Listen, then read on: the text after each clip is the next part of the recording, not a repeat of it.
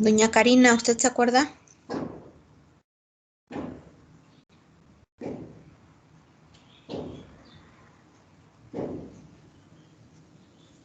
Teniendo un carbono quiral. No. Rebeca.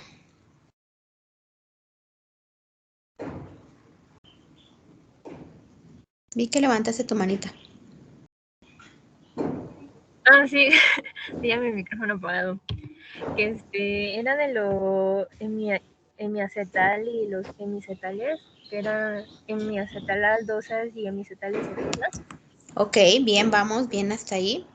Pero, ¿qué otra característica necesita tener un monosacárido para que se cicle?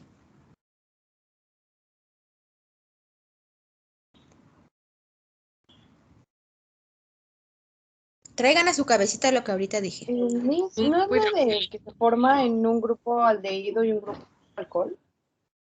Sí, van a ser entre un grupo aldehído o cetona y un alcohol, pero un hidroxilo. Pero, ¿qué otra característica importante debe tener?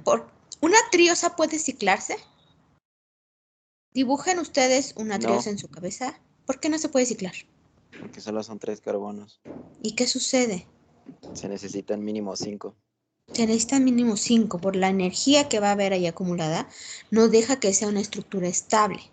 Entonces, dijimos, como ahorita lo mencionó Emilio, necesitan ser mínimo 5.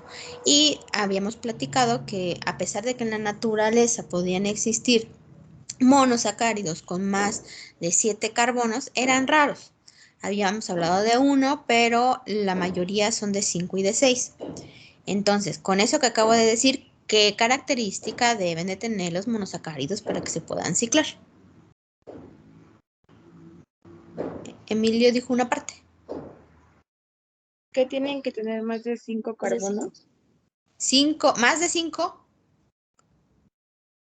5 o 5 O igual, más 5. o 6. 5 o 6 carbonos.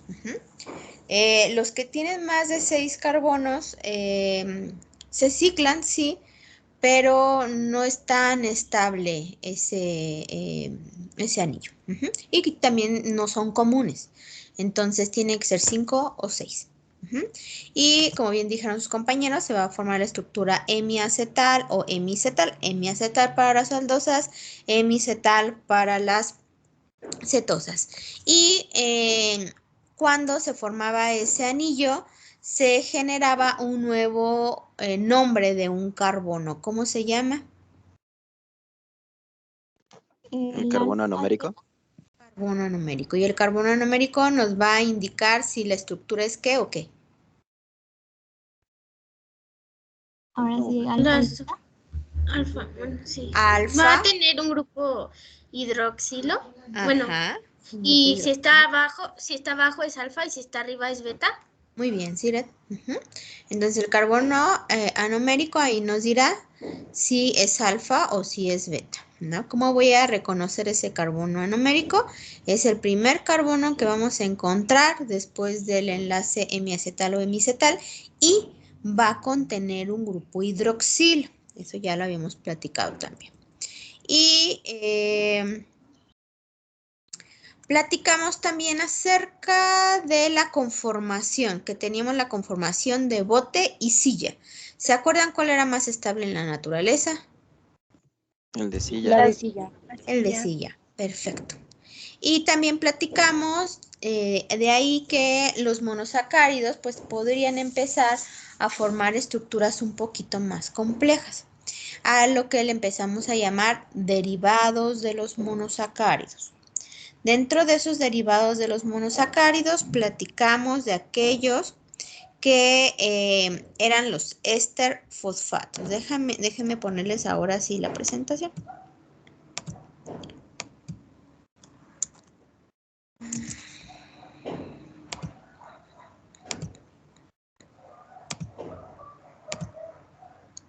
¿Qué era esto lo que habíamos visto aquí? Y ¿se acuerdan que habíamos hablado de los éster fosfatos?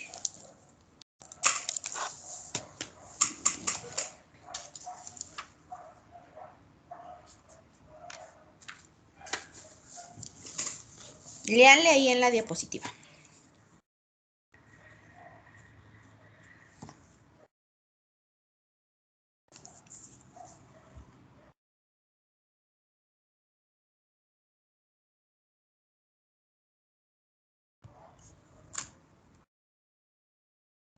Los éster-fosfatos son aquellas moléculas en la que un grupo fosfórico se va a unir a un monosacárido a través de un grupo hidroxilo. Entonces nosotros lo estamos viendo aquí.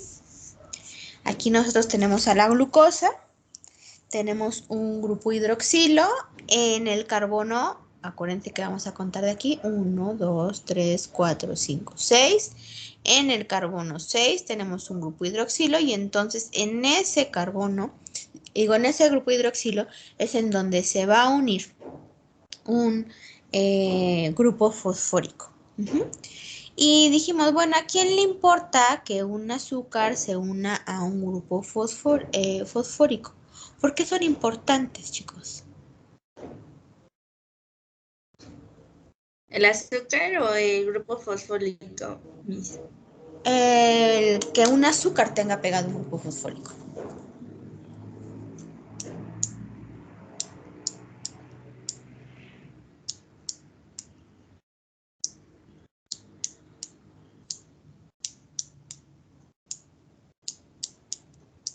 Porque son intermediarios metabólicos.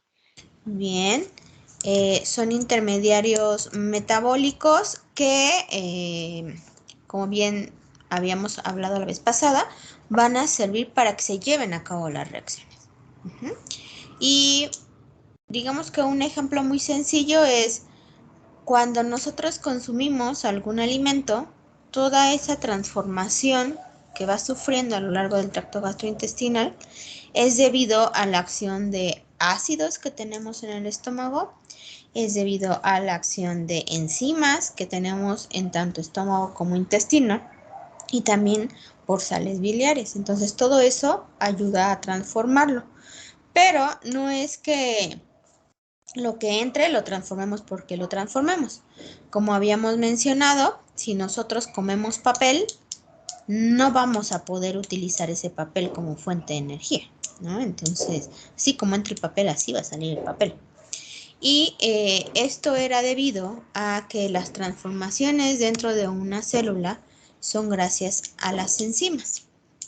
Pero las enzimas también necesitan una ayudita y necesitan también ciertos marcajes. Y esto pueden ser los grupos fosfóricos. Por eso se vuelven intermediarios metabólicos. Entonces, si ustedes ponen glucosa en un platito ahí en su mesa, la glucosa va a ser glucosa por mucho tiempo. A lo mejor si pasan años y años y años y entonces algo empieza a suceder en el ambiente, cambia la temperatura, la presión o qué sé yo, pero cambios muy drásticos, posiblemente la glucosa sufra alguna transformación. En cambio, cuando nosotros consumimos la glucosa se va a transformar. Y nosotros estamos viendo ahí que tenemos la glucosa y pasa a glucosa 6-fosfato. Y les comenté que en Bioquímica 2, cuando vean ustedes glucólisis, se van a dar cuenta cómo la glucosa, a pesar de ser un monosacárido y que dijimos que los monosacáridos no se pueden hidrolizar, la glucosa sí se va a transformar para obtener energía a partir de ella. Entonces, para que esta glucosa pueda ser reconocida por enzimas, deben de activarla y ponerle este grupo fosfórico. Y fíjense aquí quién la está haciendo. Una exocinasa o una exoquinasa. Y les dije, todas las cinasas se van a dedicar a fosforilar. Es decir, ellas se van a dedicar a activar a las moléculas. Y entonces aquí nosotros tenemos a la glucosa 6-fosfato. Y la glucosa 6-fosfato es un intermediario metabólico que va a participar en la glucólisis. ¿Sí? ¿Vamos bien o no?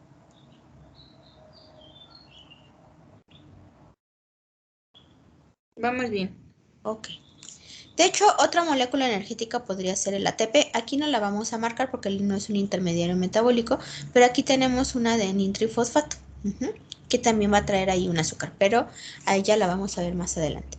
Y entonces aquí hablamos sobre los éster fosfatos y entonces dijimos, pues en estos, por ejemplo, vamos a tener que tanto la de fructosa 6-fosfato como la de glucosa 6-fosfato van a ser intermediarios en la glucólisis.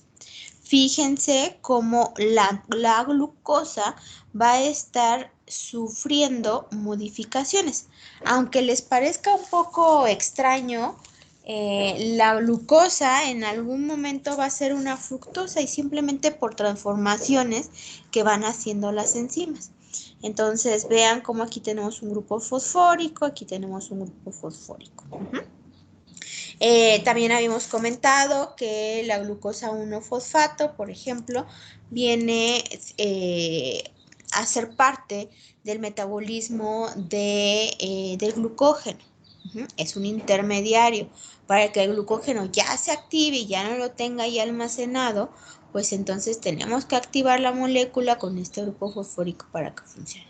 Y el gliceraldehído 3-fosfato tenía que ver con la fotosíntesis. Fíjense cómo la molécula también está activada. Y otra característica importante es que eran moléculas muy ácidas, pero que también podían tener pKas en dos intervalos, de 1 a 2 y de 6 a 7.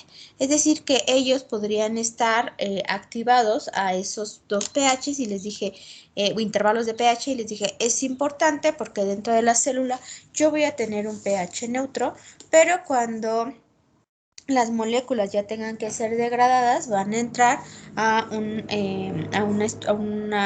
organelo en el que va a estar el pH bastante ácido, el medio va a ser muy ácido. Entonces también ahí tendríamos que tener una molécula activada para que pueda ser degradada. Ahora, vámonos al siguiente grupo de derivados de los monosacáridos, que serían los ácidos y las lactonas.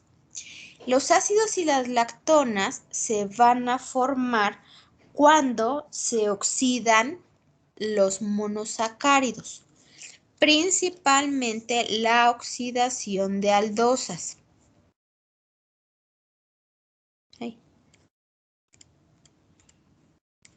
Entonces, la oxidación de los monosacáridos es muy fácil.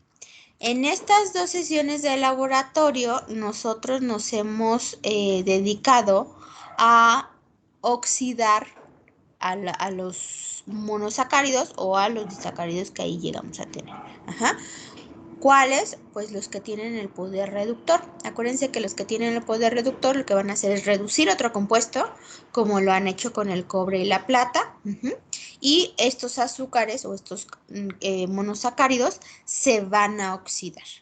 Entonces, de esa forma es en la que nosotros vamos a obtener un ácido a partir de un monosacárido y vamos a obtener una lactona a partir de un ácido derivado de un monosacárido.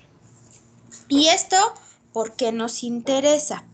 Porque esta es una forma en la que algunos organismos, como lo son las bacterias, van a modificar aquí sí va propiamente dicho, los azúcares que ellos utilizan.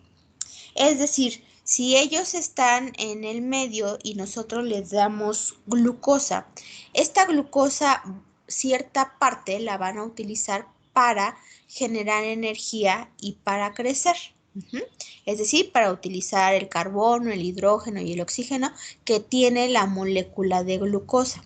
Pero no toda la glucosa que encuentra en el medio la va a utilizar para el crecimiento. También la puede utilizar para que al modificarla, la estructura que ahora se forma tenga una función completamente diferente.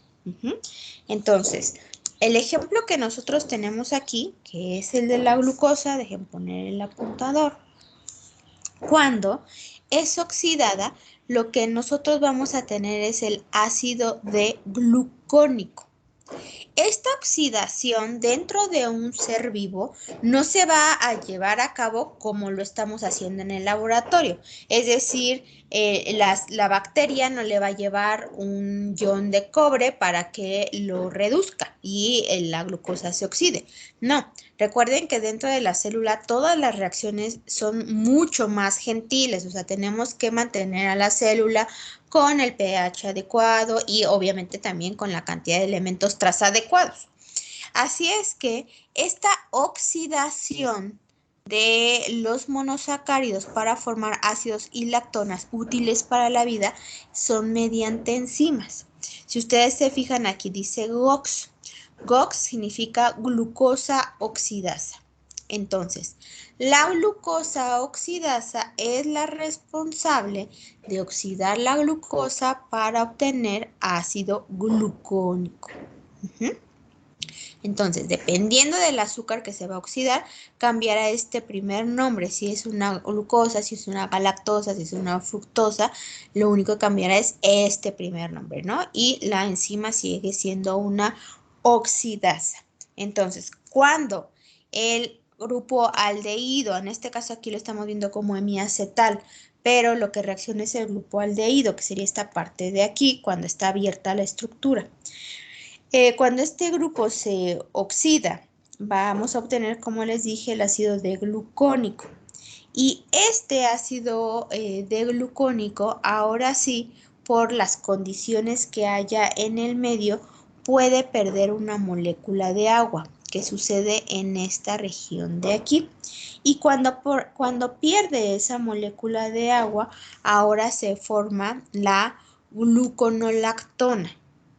La gluconolactona es una molécula que no es tan estable y entonces dijimos, si el ácido glucónico pierde una molécula de agua, se forma la gluconolactona. Si la gluconolactona gana una molécula de agua, se forma ácido glucónico. Entonces, tanto los ácidos como las lactonas se van a mantener en equilibrio. Van a estar cambiando de una estructura a otra. Ahora, estas estructuras, aunque no son tan estables porque están cambiando de una a otra, son muy útiles porque ellas van a ser utilizadas por las células, principalmente por bacterias, como antioxidantes. Esa es la forma en la que ellas se van a defender. Y esto es muy importante y lo van a, tal vez lo terminen entendiendo hasta cuarto semestre cuando vean biología molecular, pero al final de este curso vamos a ver un poquito el dogma central, así como bien ligerito, para que más o menos se vayan entrenando, pero los organismos necesitamos tener antioxidantes para defender a nuestro material genético. Si nosotros no tenemos antioxidantes, nuestro material genético se altera y entonces empiezan a haber muchos problemas, como pérdida de función de genes e incluso la formación de tumores y muchas veces también la aparición de algunos tipos de cáncer. Nosotros podemos proteger a nuestro material genético por diversas cosas, porque nuestro material genético está dentro de un núcleo y porque nuestro material genético está unido a proteínas. Pero las bacterias no. Las bacterias no tienen un núcleo y las bacterias, su material genético, aunque se encuentran unidas con algún tipo de proteínas, no están tan empacadas como las moléculas de ADN o de DNA de los eucariotas. Entonces, las bacterias necesitan, o los procariotas necesitan una mayor forma de defenderse. Y así es como lo hacen con el ácido D-glucónico y con la gluconolactona. Las van a utilizar como antioxidantes. ¿Hasta aquí vamos bien? Sí, Miss. Ok. Ahora, cuando tienen la cantidad necesaria de ácido D-glucónico y de gluconolactona dentro de su celulita, cuando la glucosa que está ahí en el medio ya la utilizó también para obtener energía, no es que diga, bueno, ahí la voy a dejar. No, sino que las bacterias, digamos que viviendo en su hábitat natural, tienen que defender su espacio. ¿Por qué lo tienen que defender? Porque si ustedes hicieran el estudio de la cantidad de microorganismos que hay a lo mejor en su mesa, se van a dar cuenta que son un mundo. Y entonces, lo poquito de nutrientes que hayan ahí, a lo mejor el granito de azúcar que ahí se les cayó y nunca lo limpiaron, va a ser un medio esa va a ser la fuente de carbono de todo lo que vive en su mesa. Entonces se van a tener que estar peleando entre todos los organismos que vivan ahí para poder subsistir. Así es que van a tratar de jalar toda la glucosa que puedan. ¿Y qué es lo que hacen? Ellas no van a engordar como nosotros cuando comemos de más y que lo almacenamos, sino que esa glucosa la van a transformar y una vez que ellas la transformen, la van a pasar a gluconato. Entonces, una vez que la glucosa es transformada a gluconato, que sería como el estado de sal del ácido glucónico, ahora sí la van a poder mantener ahí para que cuando ellas necesiten tener energía y ya no haya glucosa, entonces la usen. ¿Ok? Entonces, la importancia de los ácidos y lactonas radica principalmente en las aldosas, como la glucosa. Y quienes la utilizan principalmente son las bacterias. Cuando oxidan la glucosa se obtiene ácido glucónico y gluconolactona. Ambas están en equilibrio. Quiere decir que no son estructuras estables. Y ellas van a funcionar como antioxidantes. Pero pueden modificar las bacterias la glucosa hasta llegar a gluconato para almacenar a la glucosa y así tener reservas de energía. Si quieren hacer alguna anotación, tienen 30 segundos para hacerlo.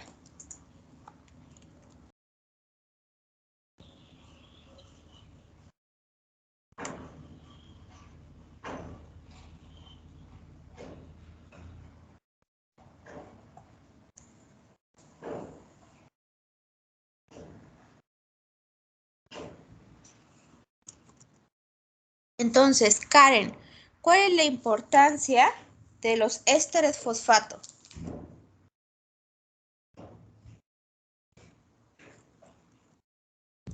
¿le puede volver a repetir? Es que se me trabó la computadora.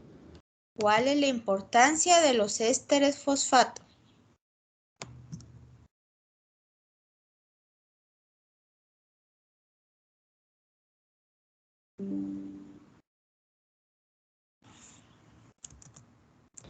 Que sean energía para las bacterias. No. Briseida, ¿cuál es la importancia de los ésteres fosfato?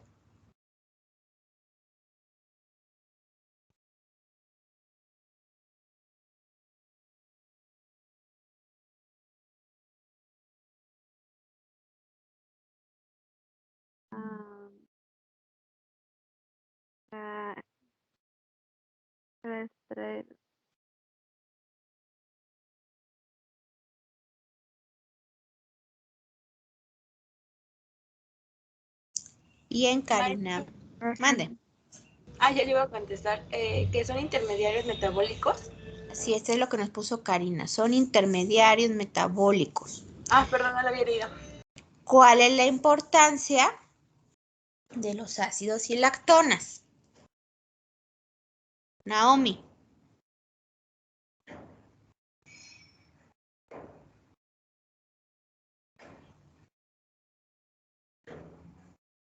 Que nos ayudan como antioxidante.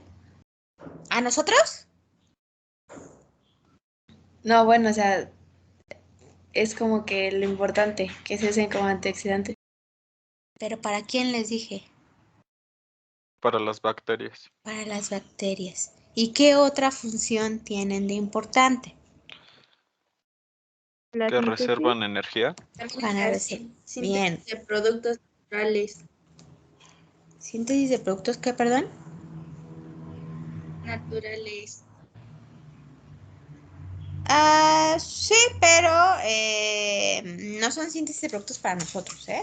Son productos que... Como compuestos para la farmacología. Ujú. Sí, pero esos no los vamos a obtener por medios... ¿cómo les diré?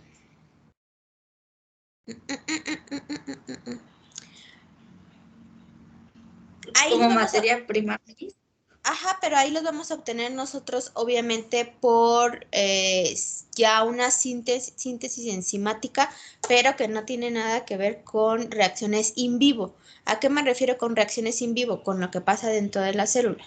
Eso ya nosotros utilizaremos algún sustrato, utilizamos enzimas y se obtiene un producto.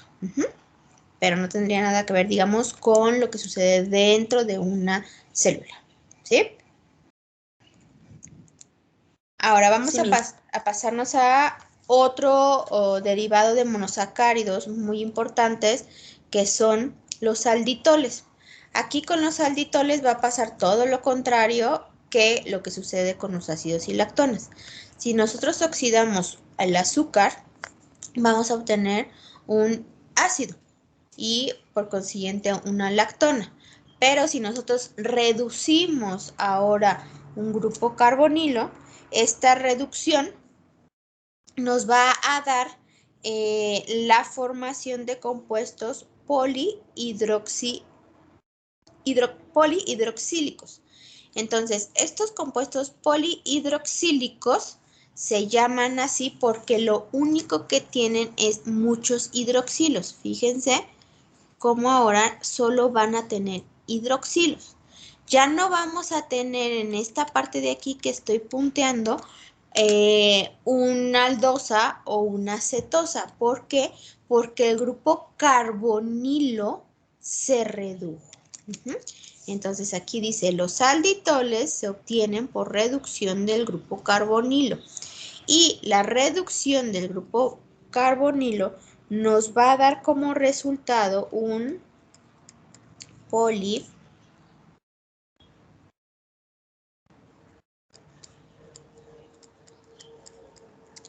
polihidroxilo. Entonces, estos son alcoholes, pero se le llaman alditoles porque vienen de monosacáridos, ¿ok?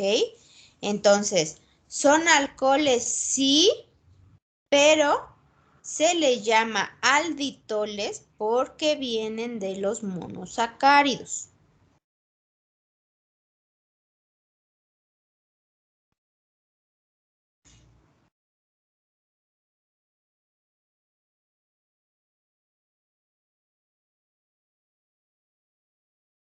Ahora, estos alditoles no crean que se van a obtener por una simple reacción química. También se van a obtener por reacción enzimática. ¿Quién lleva a cabo este tipo de reacción enzimática? Las aldosa reductasas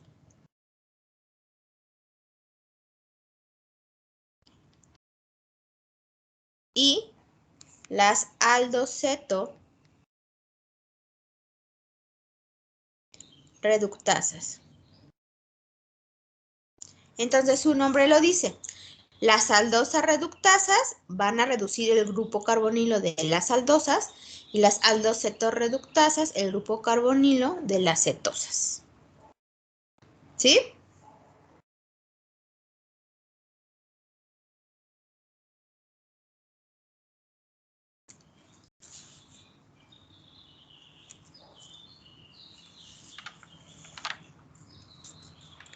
Ahora, ¿cuál es la importancia de estas moléculas?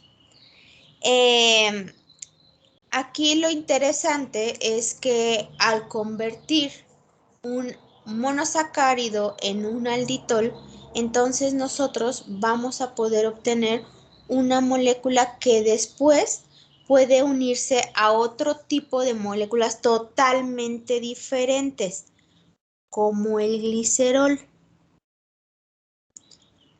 Cuando ustedes escuchan la palabra glicerol, ¿se imaginan que pudo venir de un azúcar?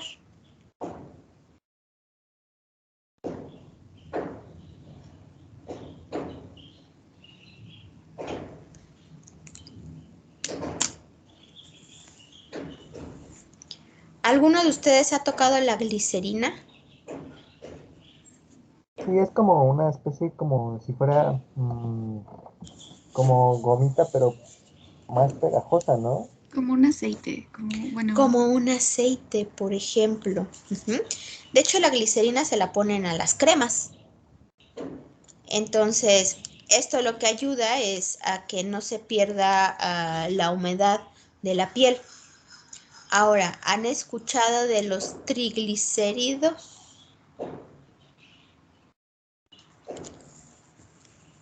Sí, son grasas, ¿no, maestra? Exacto. ¿Y dónde las tenemos? ¿La sangre? Sí. Y cuando estamos bastante mal, pues los tenemos súper altos, ¿no? Altos. Ajá. Entonces, los triglicéridos, pues finalmente es un tipo de grasa. Entonces, vean cómo un azúcar puede terminar convirtiéndose en grasa. ¿Ok? Entonces, un alditol, en el caso del glicerol, va a ser un intermediario para formar triglicéridos.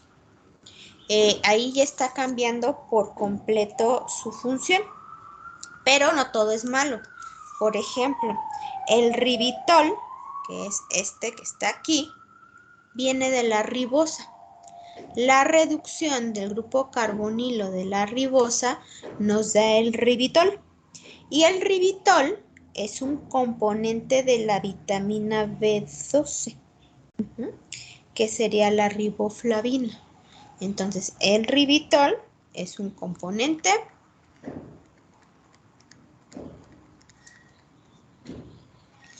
de la vitamina B12.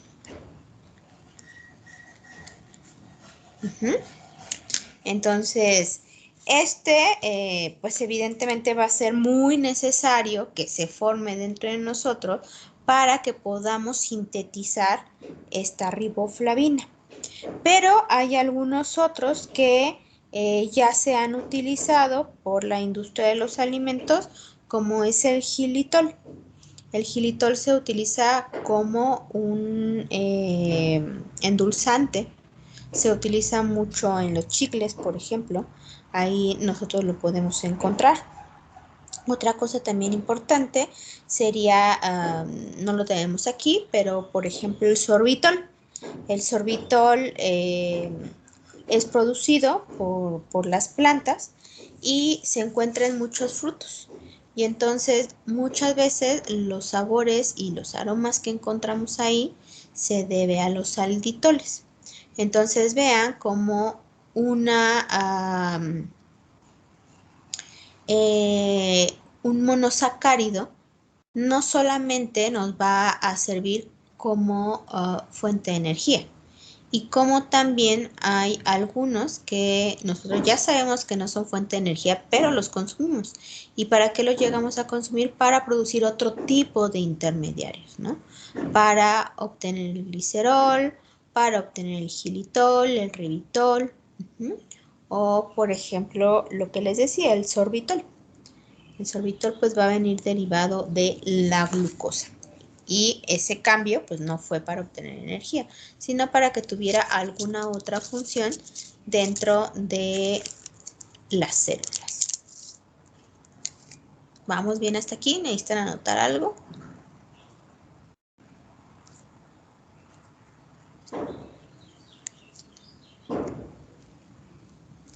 No, todo bien. Perfecto. Entonces vamos a avanzar. Otro tipo de derivados de los monosacáridos son los aminoazúcares. Los aminoazúcares ya son la base para formar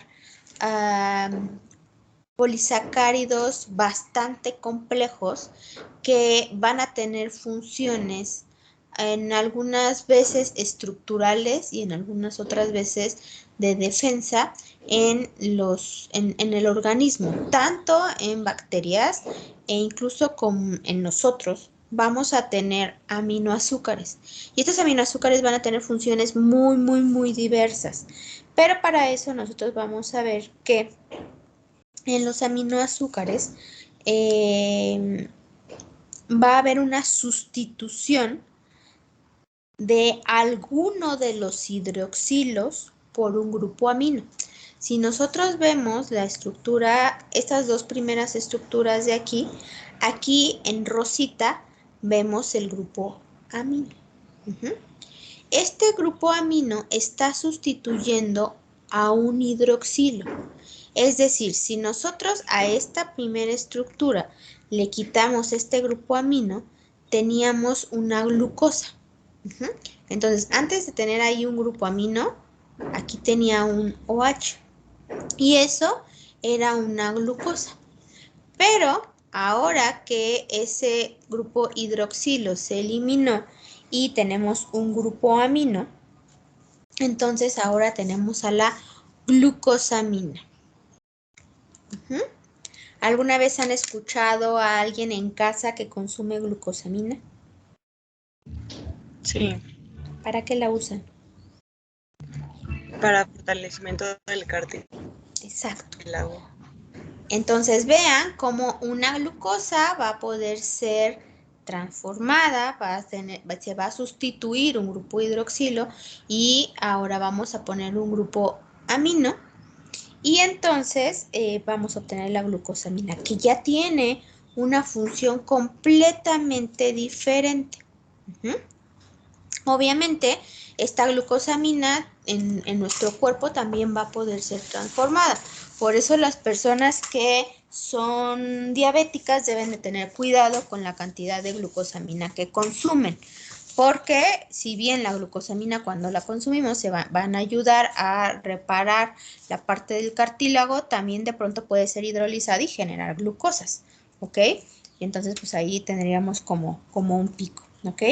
Pero algo importante de los aminoazúcares es que la sustitución de un hidroxilo por un grupo amino puede ser en cualquier hidroxilo excepto el anomérico. Entonces, el carbono anomérico no puede ser modificado y ese siempre se va a conservar. Los únicos que se pueden sustituir por un grupo amino serían el resto de los grupos hidroxilo. ¿Ok? De las moléculas importantes vamos a tener a la glucosamina y a la galactosamina. A lo mejor ahorita a nosotros la galactosamina no nos está diciendo mucho. Pero las modificaciones que pueden venir a la galactosamina, como podría ser una acetilación o una unión con algún tipo de ácidos, nos van a generar nuevas moléculas. Entonces, estas nuevas moléculas ahora sí van a ser parte de, por ejemplo, las paredes celulares de las bacterias.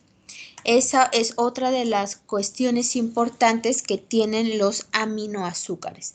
Pero estos aminoazúcares o estas modificaciones ya se estarían generando por otro tipo de reacciones. Entonces, la primera reacción que tendríamos, déjenme cambiar de color. La primera reacción que nosotros tendríamos sería sustituir un grupo hidroxilo por un grupo amino. Y después, estas moléculas, estas se obtuvieron por la primera reacción, la glucosamina y la galactosamina. Después se pueden sufrir otros dos tipos de reacciones, que sería una acetilación o una unión con ácidos. Esta unión con ácidos generalmente es con ácido láctico. Y esta acetilación ahora nos daría, por ejemplo, la acetilglucosamina. Y si nosotros hacemos una, si nosotros generamos una reacción de estos aminoazúcares con el ácido láctico, entonces nosotros podríamos tener el ácido murámico. Vean la estructura de este monosacárido. Aquí tenemos el grupo amino. Esta antes era una glucosa. Vean, aquí está su grupo hidroxilo. Compárenla con la de acá, con esta. ¿Ok? Y entonces, en este carbono de aquí, nosotros vamos a tener una acetilación. Vamos a unirlo con vamos a tener una reacción con un ácido, que generalmente es el ácido láctico, y esto nos estaría generando el ácido murámico.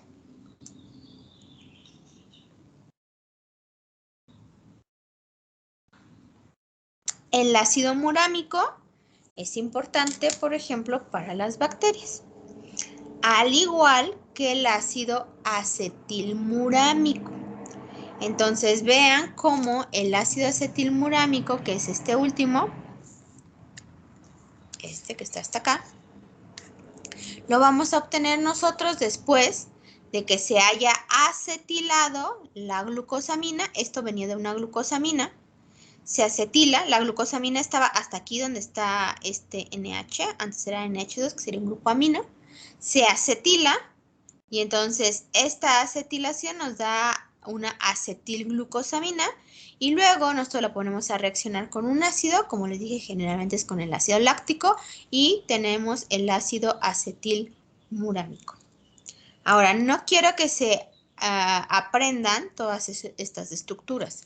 Lo que yo quiero que veamos es la transformación para llegar a moléculas tan complejas como el ácido N-acetilmurámico o el ácido murámico. Entonces, teníamos un monosacárido.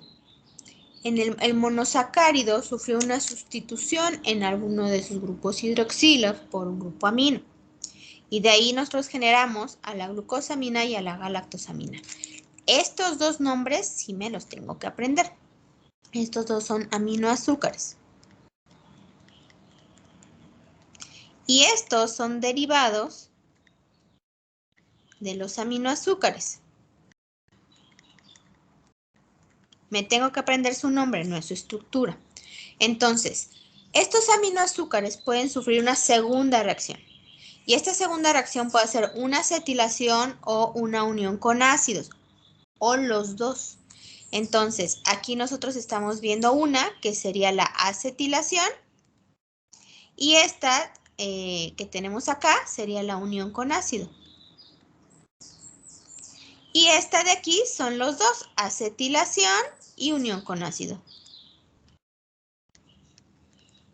¿Y qué nos está dando por resultado? La acetilglucosamina, el ácido murámico y el ácido acetilmurámico. ¿Eso a nosotros qué nos va a importar? Nos va a importar porque cuando lleguemos a nuestro tercer semestre vamos a llevar microbiología.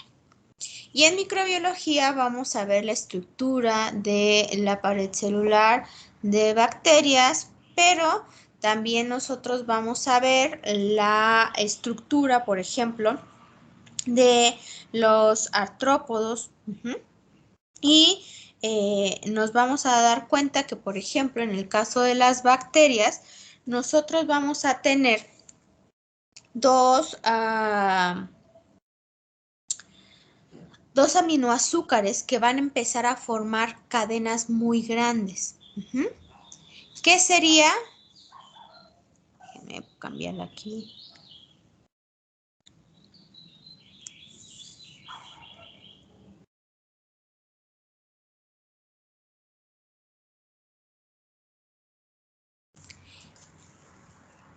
Este moradito que ven aquí esto que dice NAM es nuestro ácido acetilmurámico, este que ven aquí. Y este que ven aquí, este que dice NAG, es otro azúcar, que es el N-acetilglucosamina. Entonces, la unión de ellos dos, junto con proteínas, vean cómo acá dice péptido, nos va a ayudar a formar la pared de las bacterias. Entonces, esta va a ser una estructura muy rígida y aparte se va a unir una con otra, con otra, con otra, con otra, con otra. Y vean la complejidad que van a estar formando. Entonces tenemos nosotros el ácido N-acetilmurámico, N-acetilglucosamina. Vean cómo se van uniendo entre ellas. Entonces eso hace que se proteja la bacteria de cierta forma. Está formando su pared celular. También podemos tener algo como lo es la quitina. Digamos que la cascarita que ustedes conocen del camarón, esa cascarita dura y rígida es quitina. Y esa está formada por cadenas de N-acetilglucosamina. Entonces vuelven a ser aminoazúcares que se unieron para formar una estructura de protección. Esa es la quitina. Y no sé si alguna vez han escuchado del quitosano. ¿Lo han escuchado? El quitosano es un derivado de la quitina. Lo único que hacen es hidrolizarla y entonces al hidrolizarla le quitan estos pedazos de aquí y obtienen el quitosano. Y con el quitosano se están haciendo biopelículas que son antibacterianas. Entonces ayudan a la conservación de los alimentos. En lugar de ponerles un conservador químico, le ponen un conservador natural, que es el quitosano. A nosotros no nos hace ningún daño, no modifica el sabor de los alimentos, pero también lo pueden hacer como una biopelícula. Y entonces con esa biopelícula protegen a los alimentos y no se contaminan. Pero la formación de aminoazúcares no solamente van a ser importantes para las bacterias o para los artrópodos. También pueden ser importantes para nosotros. Ya vimos la glucosamina, por ejemplo. Pero, ¿han escuchado del ácido hialurónico? Sí, Miss. ¿Para qué sirve? Sí. Para muchas cosas. Pero, pero en general, Miss, o en nosotros. En nosotros. ¿Para qué han visto en la televisión que nos venden ácido hialurónico? Para el tejimiento de la piel.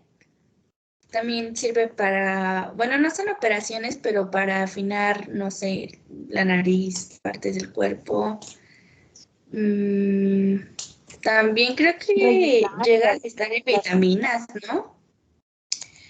Sí, pero por ejemplo para lo que nos lo están vendiendo es para tensar la piel. Por eso, como dices tú, como para modificar un poco el aspecto físico. ¿Por qué? Porque el ácido hialurónico forma parte de nuestros tejidos y conforme vamos creciendo, que vamos envejeciendo, este ácido hialurónico se va perdiendo. Entonces, el ácido hialurónico es la estructura que estamos viendo acá abajo, este es el ácido hialurónico, y vean cómo son cadenas muy rígidas, cadenas rectas. Entonces esos ayudan a mantener la piel tensada, a mantener la piel lisa. Entonces estas moléculas están hechas con aminoazúcares. ¿De qué están hechos? De ácido glucurónico, de N-acetilglucosamina. Es decir, se unen estas dos y se van formando un polisacárido. Y entonces ese polisacárido pues ya va ayudando a mantener a la piel, digamos, como sana de cierta forma. Entonces vean cómo estos azúcares se modifican y se modifican ahora para ser estructurales. Principalmente los aminoazúcares generan polisacáridos estructurales, como los de la pared de las bacterias. Y a esto no les quiero meter como tanto lo que dice aquí en la primera imagen, porque esto lo van a ver ustedes en microbiología, pero está formando el péptido glicano. Pero de forma general nosotros nos vamos a quedar con que forma la pared celular. Y también puede formar parte de la pared, incluso de hongos microscópicos. Pero yo les quise poner el ejemplo del camarón porque como que lo logran aterrizar más a que yo les diga de un hongo microscópico, ¿ok? Entonces, la cascarita que ustedes le quitan al camarón es quitina y son aminoazúcares, ¿ok? Y el ácido hialurónico es también una cadena de aminoazúcares. Entonces, ustedes pueden ver ahí la diferencia entre una función energética, una función de intermediario y una función de estructura. ¿Sí? ¿Tienen alguna duda?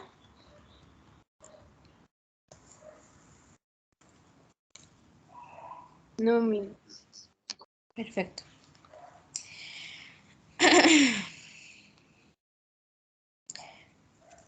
Vamos a pasarnos a los siguientes derivados, que son los glucósidos.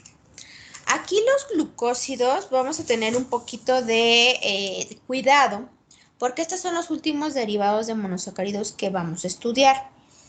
Pero vamos a comenzar ya con los oligosacáridos.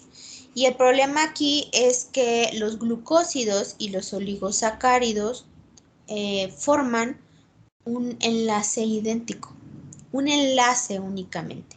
No van a formar lo mismo, solo que van a estar unidos por el mismo tipo de enlace y eso a veces nos mete un poco de ruido.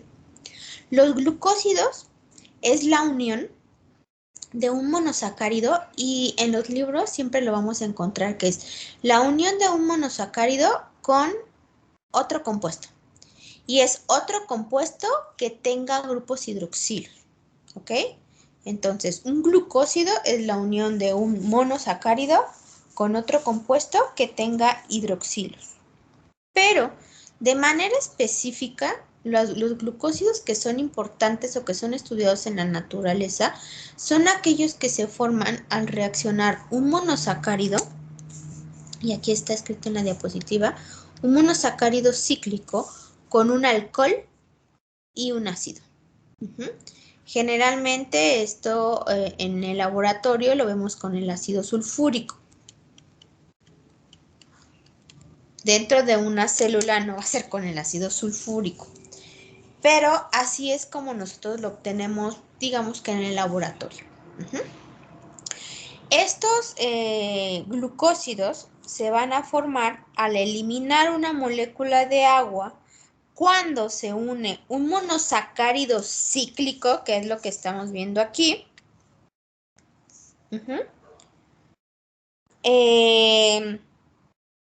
con un alcohol, que sería el que estamos viendo acá. Y esto se hace un medio ácido. Y siempre que ven una reacción este hidrógeno es porque es en un medio ácido. Y por ejemplo, yo les dije, puede ser con el ácido sulfúrico. Esto va a generar la formación de un enlace O-glucosídico. Así se llama el enlace O-glucosídico. Esto que vemos en la tercera imagen es el enlace O-glucosídico.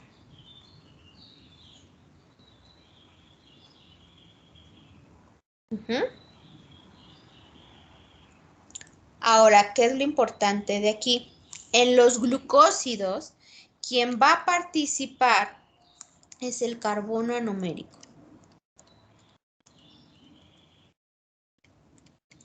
¿Por qué?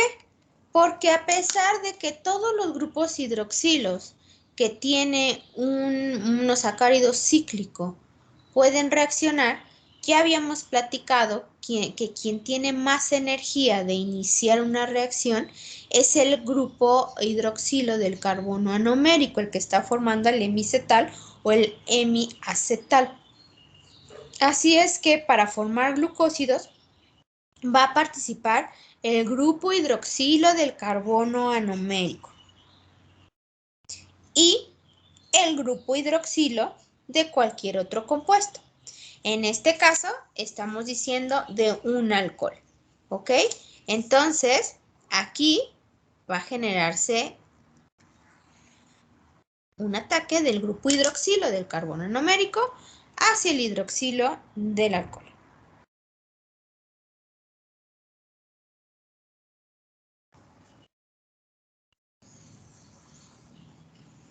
Y ahora se dice que este enlace O-glucosídico ahora sí me está generando un verdadero grupo acetal.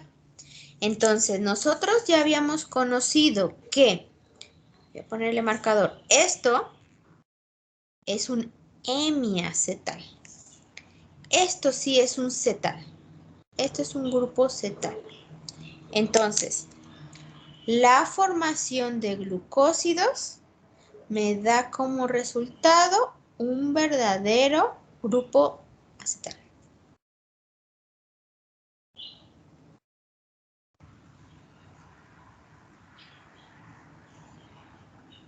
¿Lo puede volver a repetir, maestra?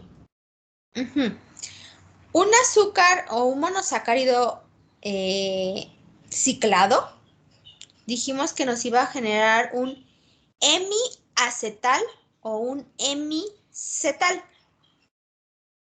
Cuando se forma el enlace O-glucosídico, es decir, cuando el grupo hidroxilo del carbono anomérico del monosacárido ataca al grupo hidroxilo de un alcohol, se va a formar un verdadero grupo acetal, que es lo que les puse en amarillo.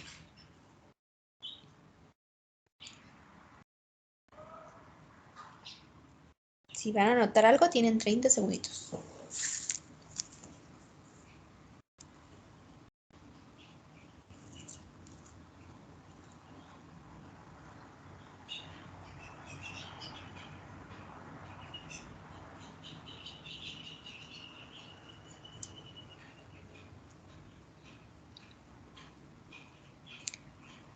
¿Hasta aquí tienen alguna duda?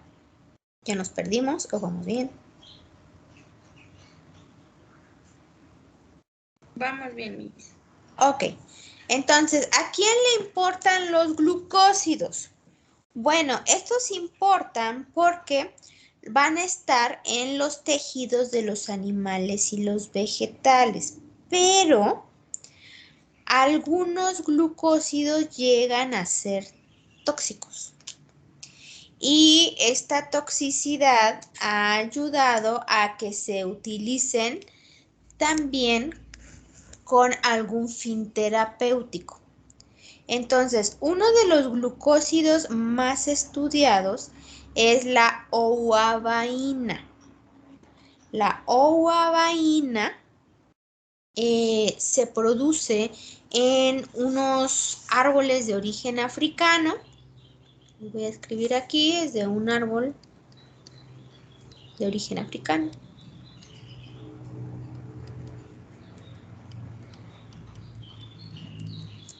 Y la ouabaína es tóxica. En la antigüedad, lo que hacían es que el extracto que se obtenía de este árbol o de estos arbustos se utilizaba para que los cazadores sumergieran sus flechas. Entonces ahí metían las flechas y después salían a cazar. Y lo que ellos veían era que los animales se morían. Y se morían rápidamente, con una sola flechita le diera donde le diera. ¿Por qué? Porque la ouabaína, que su estructura es la que estamos viendo aquí en la diapositiva, esto que ven ustedes aquí en negro es el azúcar que participó, y todo esto que están viendo aquí es una molécula completamente distinta, que fíjense cómo tiene un montón de hidroxilos que se unieron a este azúcar. Aquí tenemos nosotros el enlace O-glucosídico, se los voy a marcar aquí está el O-glucosídico. Y lo que hace es inhibir las enzimas que funcionan en la bomba de sodio y potasio. ¿Qué tiene de importancia la bomba de sodio y potasio? Esta bomba ayuda a mantener la regulación de lo que entra y sale en una célula, y también ayuda a las contracciones. Entonces, cuando esta bomba se inhibe, ya no deja salir ni entrar nada de la célula, y entonces evidentemente mata a la célula. Es por eso que los cazadores en la antigüedad, cuando la sumergían en el extracto, como era una concentración muy alta, pues le dieran a donde le dieran al pobre animalito, la ovuabaína se transportaba rápidamente en todo el organismo, y entonces detenía la función de la bomba de sodio y potasio. Eso quería decir que detenía el funcionamiento de las células, y también, por ejemplo, el movimiento del corazón. Lo detenía, y pues obviamente el animal se moría. Entonces, aprovechando pues esta función que tiene esta molécula, ahora se utiliza para tratamiento de hipotensión. Entonces, obviamente lo utilizan en concentraciones terriblemente bajas para modificar la forma en la que funciona la bomba de sodio y potasio, y ayudar a que el corazón bombee de forma regular. Y es por eso que esos medicamentos que tienen este tipo de compuestos son muy regulados, o son aquellos que se utilizan únicamente en hospitales.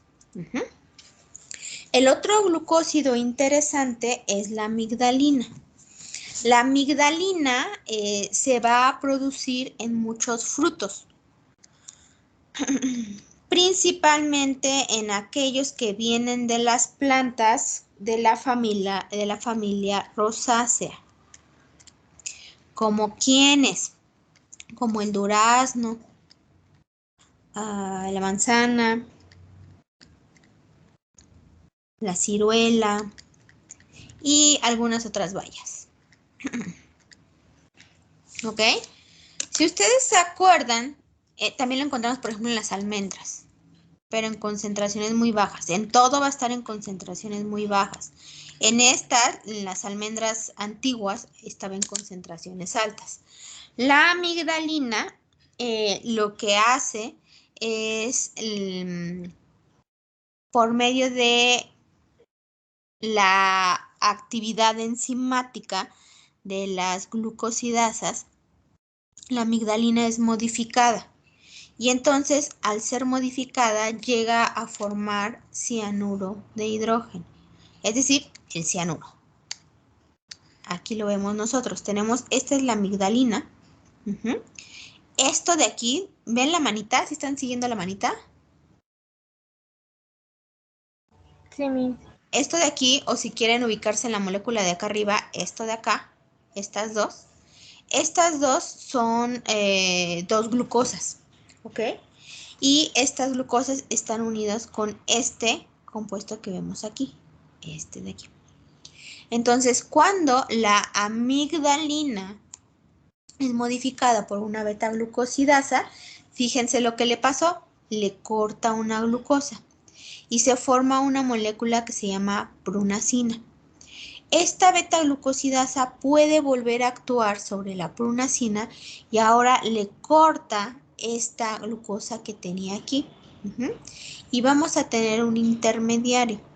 Este intermediario con ayuda de una enzima que es una liasa. No necesito que se aprendan las enzimas, solo que quiero que vean cómo cambia, porque a veces nos dicen, la amigdalina es precursor del cianuro de hidrógeno, y nosotros nos imaginamos que la amigdalina, como por arte de magia, produjo cianuro de hidrógeno, pero no. Es por medio de la acción de dos enzimas, la beta-glucosidasa y una liasa, que se llama hidroxinitriloliasa. Entonces, una vez que tenemos esta molécula de aquí, lo que hace es liberar muy fácilmente al cianuro, y entonces ahora tenemos cianuro de hidrógeno, y esto es tóxico. Entonces, esto va a intervenir en la fosforilación oxidativa, dejan de funcionar las mitocondrias y entonces las personas se mueren, ¿ok? Una cosa que es bastante peligrosa de este cianuro es que se convierte muy rápido en gas, es mucho más estable como gas. Entonces, puede matar no solamente a la persona que consumió cianuro en altas concentraciones, sino a las personas que están cerquita. Es por eso que cuando llega a haber algún intento de suicidio con cianuro, ya no se hace mucho por salvar a la persona, porque si alguien se le acerca puede también intoxicarse, porque el cuerpo empieza a sacar el cianuro en forma de gas y puede intoxicar a las personas que están cerca. Entonces, la amigdalina está presente en todos estos frutos. Ahora, no es como de asustarse y de que me voy a morir por comer duraznos, manzanas, ciruelas y bayas o las almendras, sino, como les dije, están en concentraciones terriblemente bajas, muy, muy bajitas. Y era lo que yo les había dicho. Ustedes tendrían que comerse 1 kilo de semillas de manzana para que tuviera un efecto tóxico. Lo mismo sucedería con el durazno. Se tendrían que comer 1 kilo de semilla de durazno. Y nadie en el mundo se come al menos una semilla de durazno, porque se le termina cayendo todos los dientes. Entonces, es imposible que podamos sufrir algún daño por eso. Pero ¿por qué lo van a producir las frutas? ¿Para matarnos? No. En primer lugar, es una forma de defensa para la semilla. Entonces, la semilla que tiene el durazno tiene que estar protegida, porque de forma natural se supone que yo no me comería un durazno. O sea, de forma natural, el arbolito de duraznos da una flor, la flor se cierra, genera una inflorescencia, nace un duraznito, el durazno madura, se cae, la semilla cae al suelo, germina, crece otro árbol y así la vida, ¿no? Entonces, esa semilla, para protegerse de depredadores como insectos, como aves, lo produce. Entonces, para insectos y aves, sí sería una cantidad tóxica. Por eso les dicen siempre que a los animalitos no les pueden dar semillas. O sea, si ustedes tienen un perro, no les pueden dar una manzana con las semillas, porque para ellos puede ser un poco más tóxico. No quiere decir que ya les dieron una manzana y ya se murió el perro. No, también depende del tamaño del perro, ¿no? Pero es más rápida la intoxicación en animales más pequeños, y obviamente en insectos pues terriblemente más rápido, ¿no? En primer lugar, para eso lo produce el fruto, y en segundo lugar lo va a producir porque este cianógeno, cuando el fruto está madurando, son cianógenos aromáticos, les estoy diciendo, se evaporan. Entonces van a estar unidos con otros compuestos que va a tener el fruto, y no sé si se han dado cuenta que hay cierta fruta que si la tienen ustedes en casa y llegan y abren la puerta, huele a la fruta, porque estos cianuros se van mezclando y entonces van generando los aromas de las frutas. De nuevo, repito, son concentraciones terriblemente bajas que no le van a hacer daño a nadie. Y además, cuando están como cianógenos aromáticos, están unidos a otras moléculas y no tienen toxicidad. ¿Vamos bien hasta aquí? Maestra, tengo una duda. Bueno, yo había escuchado que, por ejemplo, eso, ¿no? De que si llegas a juntar una suficiente cantidad de semillas de fruta, había escuchado que sobre todo de limón y de naranja, y que la molías, o sea, sí realmente podrías llegar a conseguir un nivel, o sea, obviamente muchas semillas, y que sí podrías llegar a conseguir un nivel que al menos podría hacer un poco de daño. Sí. Sí, sí se puede hacer. Entonces, pues obviamente son personas como que bastante enfermas lo que lo hacen, ¿no? Pero sí. Por eso se debe de tener cuidado. Pero pues se maneja como que es algo de baja toxicidad porque es muy raro que alguien logre juntarlas, ¿no? Esa cantidad. Y si las llegara a juntar, mientras termina de juntar a lo mejor un cuarto de semilla, las primeras semillas ya le germinaron. Entonces, como ya germinaron, pues ya no tienen la cantidad de cianuro necesario, ¿no? Tendría como que juntar un ejército y en ese mismo momento sacar el kilo de semillas. Pero a lo largo del tiempo, pues esas van a germinar. Pero sí, sí es real eso. Ahora, son diferentes dependiendo del tipo de semilla que haya. Hay tablitas, cuando ustedes lleguen a Toxi, es que yo no sé si ustedes lo vean cuando llegan a Toxi, porque lo ven como más hacia a farmacocinética y farmacodinámica. Los de nutrición que llevan toxicología de los alimentos, ellos sí lo ven más desde ese punto de vista. Y entonces existen tablas. Y depende del tipo de semilla, la cantidad de cianuro que van a tener. La que siempre se toma de referencia es la manzana, que es 1 kilo de semillas, pero va cambiando. Por ejemplo, de almendras, son como 2 kilos de almendras, de donde se puede extraer el cianuro. Pero no quiere decir que si yo en una casa tengo 2 kilos de almendras, ya tengo la bomba ahí, porque es mucho más difícil extraer el cianuro de las almendras que de una semilla, por ejemplo. Y en el caso de las almendras, pues vuelve a ser lo mismo, ¿no? O sea, por eso los nutriólogos generalmente dicen, pues de 5 a 7 semillas. No corremos riesgo de morirnos porque es muy complicado que una persona se coma más de 2 kilos de almendras en un solo día. O sea, ahí sí la persona tendría que estar como bastante malita para lograr a comerse 2 kilos de almendra, ¿no? Y antes de que se coma medio kilo de almendra ya le dio diarrea, entonces no hay como tampoco un riesgo en el que sí exista alguien que se lo coma. ¿Sí, Itzel? ¿Sí fue Itzel quien me preguntó? Sí, sí fui yo. Gracias, Miss. De nada. Ahora, a la amigdalina también utilizada en concentraciones terriblemente bajas y obviamente dirigida y que no esté en contacto con estas dos enzimas, puede ser utilizada para muchos efectos terapéuticos, ¿no? Se ha visto que puede ser antitumoral, antiinflamatorio, inmunomodulador. También se han dado cuenta que pueden regular o tratar algunos problemas de fibrosis, algunos problemas de arteriosclerosis, pero siempre en concentraciones muy bajitas, ¿ok? Entonces, los glucósidos son importantes para el humano, sí, porque a pesar de que muchos son tóxicos en concentraciones terriblemente bajas, pueden ayudar a ciertas patologías. ¿Podemos avanzar? ¿Tienen alguna duda? Ok.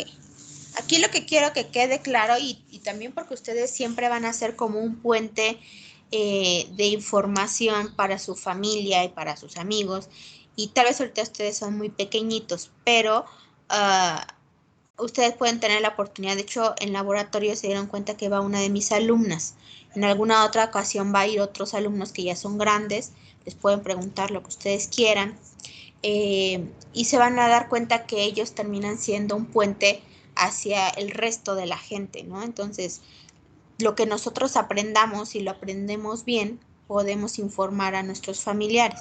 Entonces, esto es algo importante, ¿no? El quitar ciertos mitos de no te puedes comer esto porque te vas a morir, porque hay que ver las concentraciones. Porque muchas veces sí se mete ese miedo de es que si te comiste la semilla ya te vas a morir y cosas así. Entonces siempre hay que aterrizar, sí, puede ser tóxico, pero ¿en qué cantidad puede ser tóxico, no? O a veces cuando vemos que a algún paciente le dan amigdalina, por ejemplo, en el hospital, decimos, no, pues ya me lo están matando. No lo están matando, o sea, son concentraciones tan bajas que en realidad están ayudando a algo. Entonces, por eso siempre es importante. Porque luego lo que su cabecita lo único que registra es que, la maestra dijo que las almendras tenían cianuro y entonces me puedo morir. No, o sea, tienen concentraciones tan bajas que no me voy a morir. Necesitaría comerme 2 kilos de almendras en un solo día para morirme. Ajá. Ni tampoco que yo tenga 2 kilos de almendras en mi casa van a ser una bomba, porque yo necesito tener forma de extraerlo para que eso suceda. Ahora, vamos a pasar ahora sí a ver qué sucede cuando los monosacáridos se unen.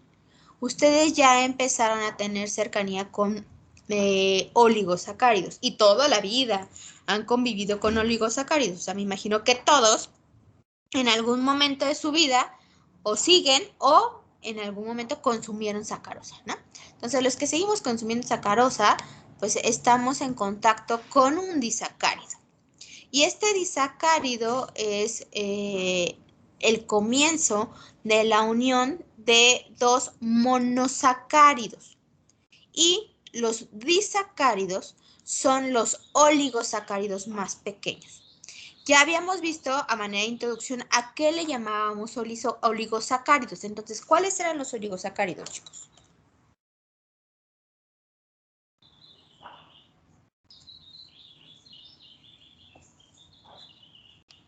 Los que tenían cierto número de carbonos, no, sí, creo que sí, de carbonos, es que recuerdo que eran De 2 a 6. ¿De 2 a 6 qué? De 2 a 6 Monosacáridos. Monosacáridos, sí. Siret. Es en cuanto a moléculas de monosacáridos, Siret. Ahí pueden tener los carbonos que ellos quieran, pero estamos hablando de unidades monoméricas, ¿sí? ¿Sí, Siret? Sí, me hizo una disculpa, me confundí. No, está bien, está bien. Ya les dije que yo prefiero que participen. Entonces, nosotros para obtener oligosacáridos vamos a unir las unidades monoméricas de los carbohidratos. ¿Cuáles son las unidades monoméricas? Ahí dice. ¿Mande, maestra? ¿Cuáles son las unidades monoméricas de los carbohidratos? Los monómeros. ¿Pero cómo se llaman? Es que sí son monómeros, pero son monómeros para proteínas, para lípidos, para carbohidratos. Pero los de los carbohidratos, ¿qué nombre tienen? Ahí está el nombrecito. Monosacáridos. Monosacáridos. Ajá. Entonces, la unión de los monosacáridos me van a dar oligosacáridos. Y ya por ahí alguien me dijo de 2 a 6. Más de 6 tenemos un polisacárido. Estos oligosacáridos ya habíamos dicho que cuando se unían se perdía una molécula de agua. Ahora, la unión de estos monosacáridos también se da por un enlace glucosídico. Aquí no le vamos a llamar O-glucosídico, simplemente le llamamos glucosídico. Eso sí, aquí yo se los puse como, si ustedes le leen, dice enlaces glicosídicos. Y se los puse así porque las personas que se dedican al 100% a la bioquímica han hecho una aseveración de que no podemos decirle glucosídico con U, porque eso quiere decir que es un enlace entre glucosa y glucosa. Y que qué pasaba cuando nosotros uníamos fructosa o uníamos gilosa, por ejemplo, decían entonces ahí ya no es un enlace glucosídico, porque no estamos viendo la glucosa. Entonces muchos van a escuchar que les dice enlace glicosídico. Ambos son correctos, dependiendo de el grupo de investigación en el que se esté trabajando. Unos dirán glucosídicos y otros dirán glicosídicos. Yo no tengo problema si dicen glicosídico o si dicen glucosídico. Me doy por bien servida de que sepan qué es un enlace glucosídico. Y bueno, ¿qué es un enlace glucosídico o glicosídico? Es aquel que se va a dar entre un monosacárido y otro monosacárido. Y esta unión se va a dar por al menos la reacción del hidroxilo del carbono anomérico y otro hidroxilo, otro cualquiera. Entonces, en un enlace glicosídico o glucosídico va a intervenir el hidroxilo del carbono anomérico de uno de ellos y otro hidroxilo cualquiera. Vamos a anotarlo aquí. En el enlace glicosídico debe de participar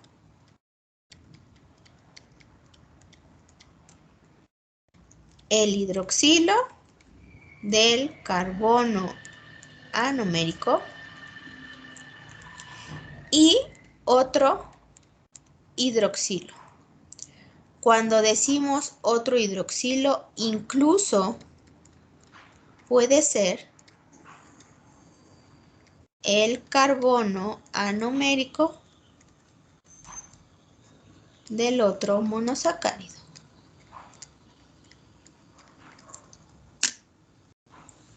Anótenlo.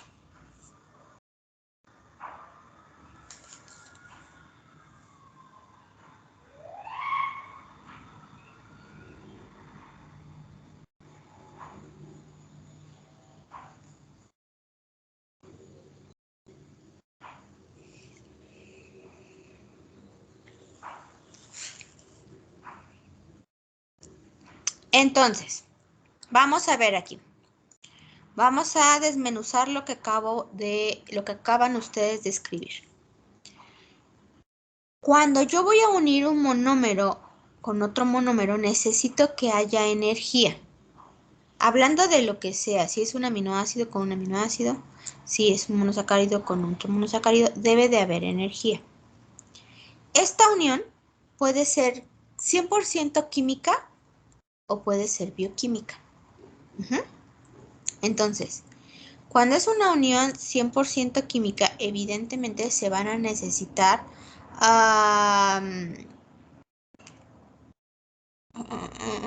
condiciones muy extremas, muy extremas para que se dé el ataque. Es decir, si yo les doy un bote de glucosa y ponen 2 montoncitos de glucosa ahí pegados, no quiere decir que en algún momento esas 2 glucosas se van a pegar y van a formar un enlace glucosídico o glicosídico. En realidad, debe de suceder algo para que eso se dé. Entonces, muchas veces se da en condiciones de presiones muy altas o medios muy básicos, pero es llevarlo muy al extremo para que eso suceda. Así es que, como todo, estas reacciones de síntesis se dan mediante enzimas. Entonces, las enzimas son las que van a trabajar y van a unir estos monosacáridos. En la siguiente clase vamos a ir conociendo las enzimas. Ahora, lo que sí es que cuando estas enzimas van a actuar, lo que van a hacer es que van a utilizar el hidroxilo del carbono anomérico para atacar a un hidroxilo de otro monosacárido. Fíjense aquí, nosotros tenemos a la glucosa, este es el carbono anomérico, este que están viendo aquí es el carbono anomérico y se va a atacar al grupo hidroxilo que está aquí. ¿En qué carbono vamos a contar? Es el 1, 2, 3, 4. En el carbono 4 se atacó el hidroxilo del carbono 4. ¿Qué es lo que pasa? Se pierde una molécula de agua. Hay una deshidratación. Entonces, ya que se pierde esta molécula de agua, ahora sí se va a formar el enlace glicosídico.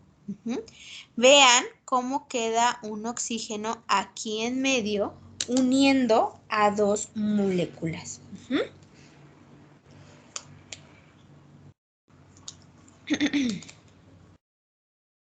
¿Vamos bien hasta aquí? Sí, maestra.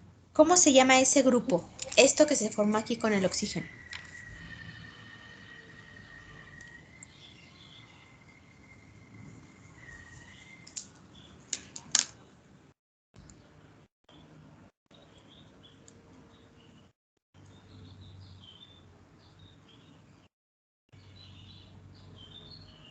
Es una molécula de agua, ¿no? No. El que se formó adentro. Salió una molécula de agua así. ¿Cómo se llamaba esto?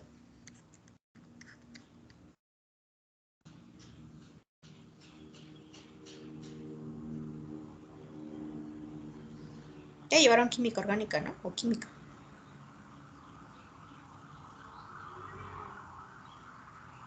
Esto es un éter.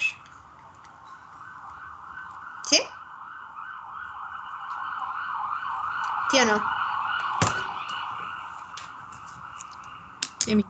Entonces, el enlace glucosídico da por resultado un grupo éter. Este puente que se está formando aquí es el que nos está sirviendo de unión entre monosacárido y monosacárido. Y eso nos va a dar por resultado la formación de un disacárido. Después, estas dos moléculas pueden unirse con otra más y tendremos un trisacárido. Y así se podrá ir haciendo más grandecita la cadena. Aquí lo importante es que este enlace glucosídico nos va a generar el oligosacárido más pequeño, que es un disacárido, y estos disacáridos tienen un montón de funciones bien interesantes para las células. De hecho, los disacáridos son muy utilizados para un montón de reacciones dentro de los diferentes tipos de organismos. Entre los importantes que nosotros tenemos son, por ejemplo, la trealosa, la lactosa y la sacarosa, que estas tres, van a ser parte de la reserva de energía de plantas y animales. Entonces, cuando ellos necesiten almacenar energía antes de romper los polisacáridos, los dejan como disacáridos para generar un tipo de almacén. Entonces, entre esas moléculas tenemos la trealosa, la lactosa y la sacarosa. Estos, si ustedes se fijan, están formando su enlace glucosídico en esta parte de aquí. Ahora vean la forma en la que están todos ellos. Todos son diferentes. Vean cómo está este de aquí. Vean este de aquí abajo. Vean este de aquí abajo. Están respetando lo que nosotros dijimos. Dice, participa el carbono anomérico de uno de los monosacáridos y el otro es un hidroxilo. Vean aquí. A este le vamos a poner A y a este le vamos a poner B. ¿De cuál de los dos monosacáridos? No, vamos a empezar con uno fácil. Este. Ahora vamos a ponerle C y le vamos a poner D. ¿De cuál de las dos moléculas está participando el carbono anomérico?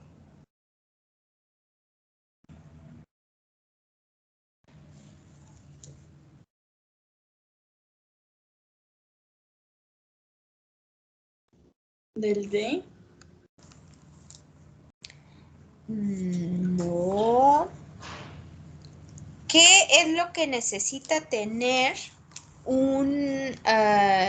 ¿cómo vamos a identificar nosotros más bien el carbono anomérico?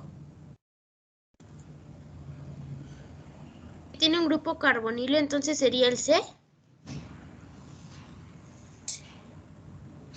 Tiene un grupo carbonilo. Ok, ahí no se llama grupo carbonilo. ¿Cómo se llama? Sí es el C, pero no se llama grupo. ¿Cómo? ¿Un grupo hidroxilo? Sí, pero los dos son grupos hidroxilos. Cuando está ciclado, ¿cómo se llama esa parte de ahí? ¿Hemi-qué? ¿Mi acetal? El hemiacetal. Donde está el hemiacetal, vamos a tener el carbono anomérico. ¿Cómo identifico que es un carbono anomérico? Porque va a tener al menos su hidroxilo libre cuanto esté pegado al hemiacetal. Vamos a dibujar toda la estructura. Tenemos aquí un oxígeno, va para acá. Tenemos al carbono, hidrógeno e hidroxilo. Fíjense cómo el de acá no puede ser el carbono anomérico.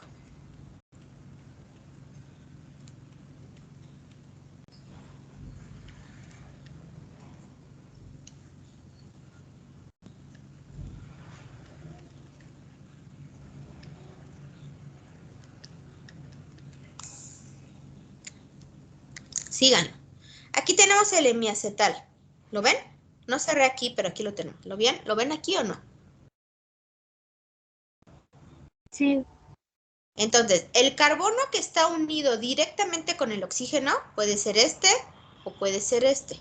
El carbono anomérico tiene un grupo hidroxilo libre unido directamente. Este aquí tiene su grupo hidroxilo. ¿Este carbono tiene un grupo hidroxilo unido?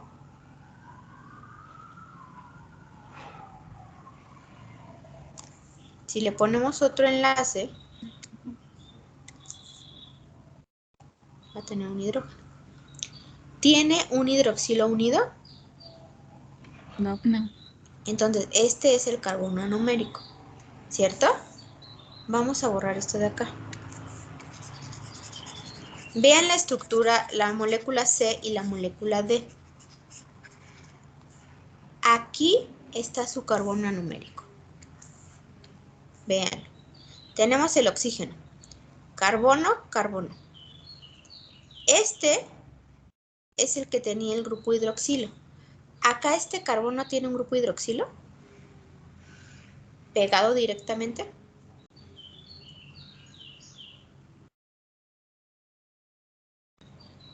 ¿Sí o no? No. Aquí tiene un carbono. Este es un carbono. Donde está la mano es un carbono. Aquí tiene un carbono. Acá tiene un carbono. Y acuérdense que el que no se pinta es un hidrógeno. Tiene un hidrógeno. Entonces, este es el carbono anomérico. Vean acá. Este de aquí es el carbono anomérico. ¿Ya lo vieron? Este es el oxígeno. Hay un carbono y un carbono. ¿Cuál tiene un grupo hidroxilo directo? Este. Este es el carbono anomérico. ¿Ya lo ubicaron? ¿Sí o no?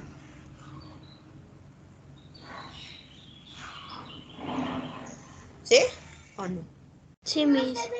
Ok, entonces, fíjense cómo se está cumpliendo con lo que dijimos.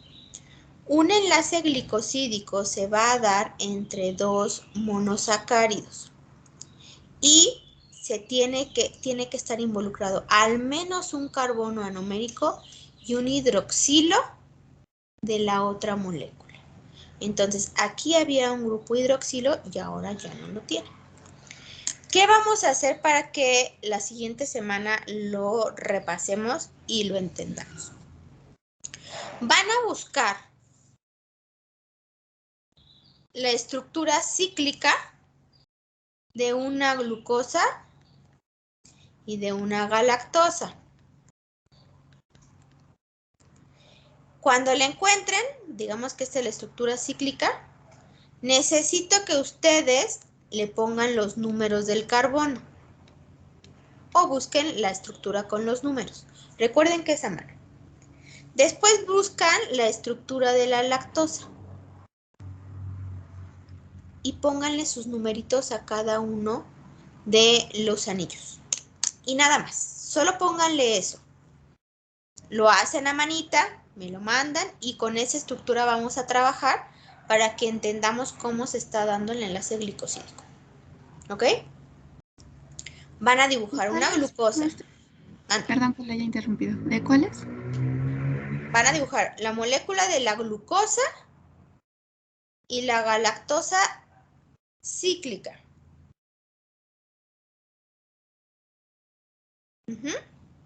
Maestra, Gracias, ¿nos va a profesor. asignar la tarea por ti? Sí, va a llegar la asignación.